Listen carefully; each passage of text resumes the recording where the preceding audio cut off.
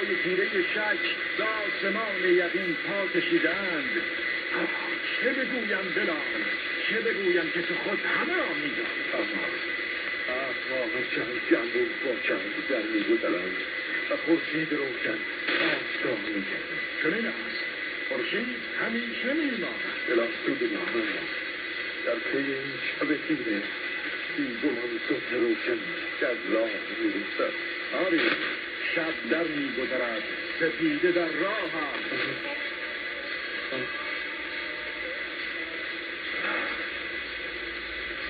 گاه کردم و به صندوق شدم شده. میدانم چه حسرتی در گلویت گره خورده است بلال. حسرت چی؟ همین ازم. من حسرتی در این باره ندارم. بلال رهایم کنم. تو را چه شده بلال؟ هیچ. دست از من بدار. کسی تو را از گفتن ازم باز نداشته است بلال؟ آری، کسی بازم نداشته.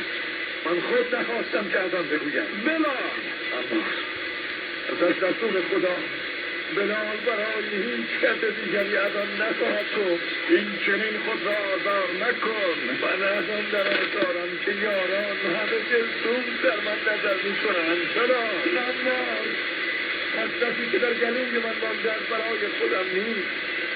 این بغض از روز رحلت رسول خدا در گلویم نشسته است. این حزن، این اندوه از برای او که جلگش در همه شهر جاری، او که کسی به تسلا از کس رخسارش برده میگیرد. روز رسول خدا را هر کس به طریق خود نگه می‌دارد. یکی که دمت از آن فرو بندد که می‌خواهی دختر او چگونه این فراق را برتابد. خدا سزاوار است که روزها را با اشک به شب ببند شده. بلال اگر می‌دانستی کسی هست که می‌تواند با کلام خویش اندوه دختر پیامبر را دمی ظاهر کند نمی‌کردی. چند اگر چنین بود او را به دورترین سرزمین‌ها دوسته بود می‌جستم و کشان راستی را دیستم تا به گفتار درآید. بلال او چندان دور از ما نیست که بخواهی همیشه شفق را به خود همراه کنی.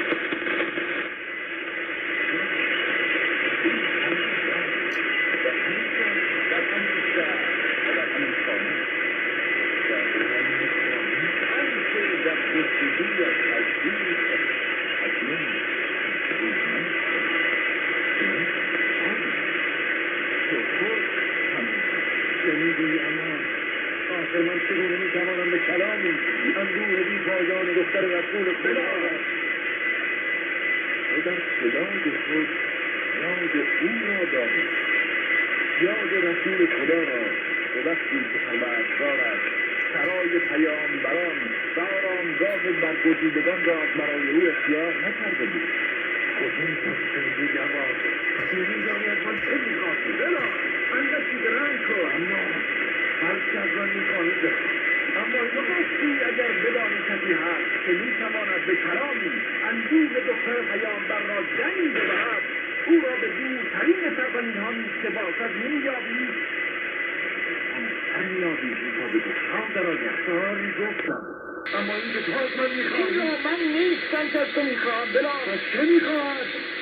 این که می‌خواهد من عهد خویش با خویشتن بشکنم. همه یاران که یاد رسول خدا را در دل زنده دارند این را از تو می‌خواهند بلال. اما بلال برای آنان حب اهل پیامبر را به دل دارد باید که چنین کنی. من نمی‌توانم اما باید که بتوانی. برای دختر رسول خدا باید که بتوانی. برای او دنباله لبافت و برای مولای من علی بن ابی طالب نیست در امر رسول خدا که پیامبر را برادر بود و پیامبر نیز برادر او شد و برادر هیچ یک از مردان برای ایشان و پسران رسول خدا باید که بتوانی. بلال آیا این سخن از رسول خدا شنیده‌ای که خوشنودی فاطمه خوشنودی من و خشم او خشم من است؟ پس هر که فاطمه دخترم را دوست بدارد مرا دوست داشته و هر که او را خوشنود کند مرا خوشنود کرده و هر که فاطمه را به خشم آرد مرا خشمگین کرده.